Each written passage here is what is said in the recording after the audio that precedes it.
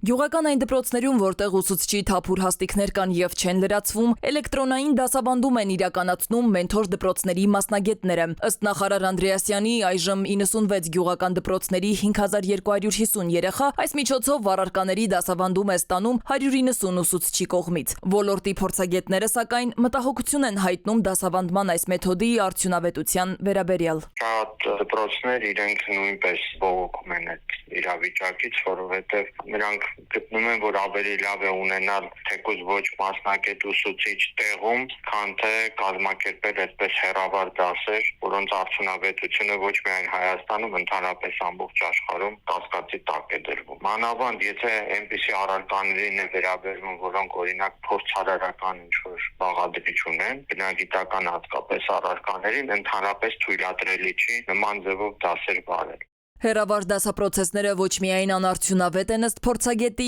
այլև հավելյալ անհարմարություններ են առաջացնում։ Օրինակ, երեխաների ուշադրության կենտրոնացումը կամ հանձնարարությունների ստուգումը առանց ուսուցչի օգնականի գրեթե անհնար է իրականացնել։ Ուսուցչի օգնականը պետք է նաև վերահսկի։ Ուսուցչի օգնականը լինում է դասարանում, որպեսզի երեխաների կարգապահությանը հետևի,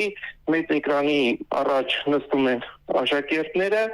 իսկ մյուս կողմը դե ուսուցիչն է անվատասան մետոդ դպրոցից ու իրականացնում է դասապրոցես։ Կետանի շփում բացակայում է դեպքում, որակի առումով էլ դա էլի ազգում է։ Խախտվում է երեխայի կրթության իրավունքը ըստ փորձագետների։ Արդեն մի քանի տարի է, ինչ դպրոցներում ուսուցիչների զգալի պակաս կա, հատկապես հեռավոր եւ սահմանամերձ գյուղական բնակավայրերում։ Եվ չնայած կրթական գերատեսչությունը հավելավճարներ է սահմանել գյուղական համայնքներում դասավանդող ուսուցիչների համար, այդուհանդերձ թափուր հաստիքները այդպես էլ չեն կարողանում լրացնել։ Հատվել են կարմիր գծերը ըստ մասնագետների։ Մենք այնքան ենք այդ գիծը անցել, կարմիր գիծը, որ այդ մարդիկ չենք էլ կարող գտնել, որ բոլոր մեր թափուր հաստիքները լրացնեն։ Վերջին 5-6 տարվա ընթացքում բուհեր չեն ընդունվել եւ նշանակում է չեն ավարտել համապատասխան մասնագետներ։ Այն մասնագետները, որոնք կային մեր 1400 դպրոցներում, նրանց զգալի մասը անցել է թոշակի կամ ոլորտն է թողել եւ կամ փոխել,